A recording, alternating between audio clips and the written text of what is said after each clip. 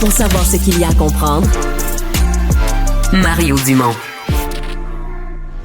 La rencontre Maréchal Dumont. Qu'est-ce que ça va changer dans nos vies? Je t'entends, je te comprends, je me fais l'avocat du diable. Personne ne dit, pensez-vous que ça dénigre pas un peu le métier? Comment on change ça? Arrête de dire que tu vas le faire, puis fais-le.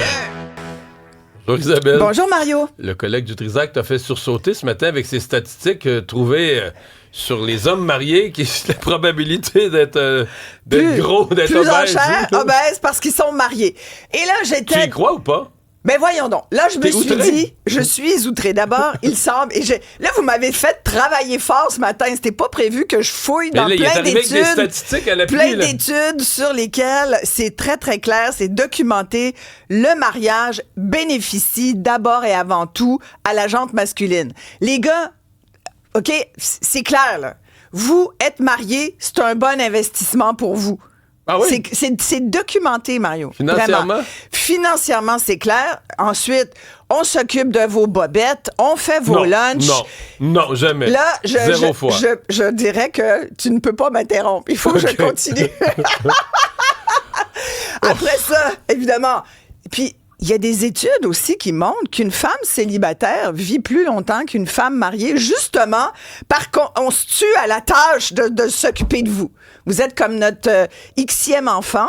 Alors, oui, c'est très bon pour vous. Et pourquoi vous avez peut-être un petit tour de taille qui éventuellement... C'est parce que vous allez boire trop de bière avec vos chums dans vos ligues de garage de hockey. Ça, on n'a rien à voir avec ça. Ça, c'est ce que vous faites quand on prend une petite pause de notre charge mentale. C'est pour ça. Alors, est-ce que parfois notre lasagne, notre sauce à spag ou notre petit rôti, je sais pas qu'est-ce que Marie-Claude te fait, toi? Qu'est-ce qu'elle te fait? Moi, je cuisine pas mal à la maison. C'est toi qui cuisines, c'est vrai. Toi, t'es à part. Mais bon, bref, peut-être que vous êtes tellement bien là-dedans dans votre couple que ça vous fait manger 2 fois plus. Tu sais, je sais pas, là, moi, j'ai envie de dire, gérez-vous. Mais je te rappelle, vraiment, les femmes perdent 2 ans de vie. C'est une statistique que après avoir été mariée, au bout de la vie, là, il y a 2 ans de moins.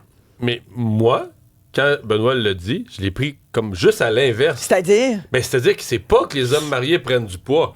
Tous les hommes prennent du poids. Ouais. Les hommes qui se séparent, qui redeviennent célibataires, là, ils se disent, Colin, faut que je plaise, faut que je retourne, faut que je retourne en mode séduction. Ouais, là, ils s'envoient au gym. Ouais. Fait que c'est eux qui viennent déjouer la statistique au moment de la fin du mariage. Mais qu'est-ce que ça veut dire? Ça veut dire aussi qu'un gars qui est marié, tu comprends, il n'a plus besoin de se forcer trop. Mais ça, c'est vrai. C'est vrai, vous vous forcez plus. Je dis vous pas ça, vous dites, j'ai poigné bobonne, je suis correct jusqu'à la fin. C'est pas correct. Je dis pas que c'est vrai dans le sens que c'est correct. Je dis que c'est triste. T'as raison que c'est triste. Ben oui, nous, on est là. Nous, on est obligés d'être bonne, fine, intelligente. Maintenant, on travaille autant que vous. On est obligés. Nous, on s'est rajouté une charge mentale. C'est juste logique là, qu'on vive moins vieille que si on était toute seule. Parce que c'est vraiment plus de travail. On est obligé de s'occuper d'une autre personne après. Moi, je me dis, les gars, il faut vraiment que vous soyez plus autonomes. T'sais, bon, moi, quand mon chum me dit, mais tu sais, moi, le charge mentale, je la prends la moitié, Isa. T'as juste à me faire des listes. Pourquoi il faut que je fasse une liste? Moi, je fais des listes à la maison.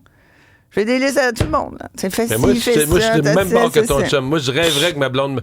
Plutôt qu'un commentaire général sur l'état de la maison ou de l'ordre ou du désordre. Toi, tu préfères les listes. Hey, ça me faisait une liste. Mais pourquoi tu fais pas ta liste, Mario? Fais ta liste. Parce que si je fais ma liste, c'est mes affaires, puis elle va pas voir que je l'ai parce faite. Que toi, tu fais tes affaires, puis le reste. Ça, c'est comme une de mes chums qui me disait, moi, on est en plein déménagement. Quand elle me raconte ça, juillet dernier, elle dit, je comprends pas, mon chum, ça fait une semaine qu'il a 2 pieds. Là, je me suis mis dans la marde. On est en il a mis les 2 pieds sur le pouf. Il a les 2 pieds sur le pouf. Il dit, ben moi, j'ai fait mes boîtes. Ils vivent ensemble, ils ont des enfants. Le gars, il dit, j'ai fait mes boîtes. Mais les boîtes de la famille, qui les fait? Voyons donc, pourquoi c'est la fille? François, on a tout ça, j'aurais dû fermer un petit peu, je peux s'en trouver ça. C'est ça, voilà. Je voulais quand même réagir à Benoît. Sur la 2. Oui, on a Marie-Claude Barrette qui appelle. Oui. Je cale de plus en plus profond. Là. Aïe. Bon, parlons un peu de Donald Trump, ça fera changement. T'as aimé cette une du journal aujourd'hui. En fait, t'aimes que ce message soit enfin diffusé. Les armes américaines, un véritable fléau pour nous, Canadiens et Québécois. Il y en a trop. Mais Trump n'a jamais parlé de ça. Plus d'une arme sur 2 vient des États-Unis. Il est temps qu'on le dise. à M. Rubio qui est là en visite. Je ne sais pas comment ça se fait qu'il est là. D'abord, lui-même. Tellement beau, le manoir Richelieu. Tout va bien, c'est tellement beau. Là, il a dit qu'il voyait aucune raison pourquoi il y aurait un froid dans son accueil. Non, mais sincèrement, sur quelle planète vivent-ils ces gens? Puis je t'entendais poser la question, Trump va-t-il venir au mois de juin? C'est une méchante de bonne question, parce que t'as envie d'abord, veut-on le recueillir? Veut-on avoir cet homme qui arrête pas de nous rabaisser et tout? T'invites pas chez toi quelqu'un qui te dénigre. Mais qui reconnaît même pas l'existence de ton pays, qui voudrait le faire disparaître. Qui va venir critiquer, qui va dire, tu sais, quand t'as de la visite, tu veux qu'il aime, tu sais, mais là, il va se mettre à bitcher sur tout ce qu'il fait de nous, puis nous rappeler qu'il doit nous annexer pour qu'on soit encore le plus meilleur pays au monde. Voyons donc. Moi, je le remettrais à leur propre face que leurs armes, tant qu'ils n'auront pas contrôlé les armes à feu qui rentrent au Canada et qui tuent des millions de Canadiens, et qui pourrissent la jeunesse canadienne. Non, mais tu sais, on peut aller dans le même discours que Donald Trump. C'est tellement facile. Faudrait que le nouveau premier ministre, le premier ministre, le tweet en majuscule. Ouais, mais là, pour exprimer notre il faudrait que le nouveau premier ministre ait du torque. On a raison de dire ça, parce que c'est comme là l'impression, c'est que c'est le Canada qui pollue les États-Unis, qu'on envoie le fentanyl, qu'on fait... Alors excuse-moi, qui est un mauvais citoyen, et tous les Américains sont convaincus de ça. Alors, il faut à tout prix le dire. Vos armes, gardez-les chez vous. On ressort les statistiques des tueries dans leur collège, dans leurs écoles. C'est terrible.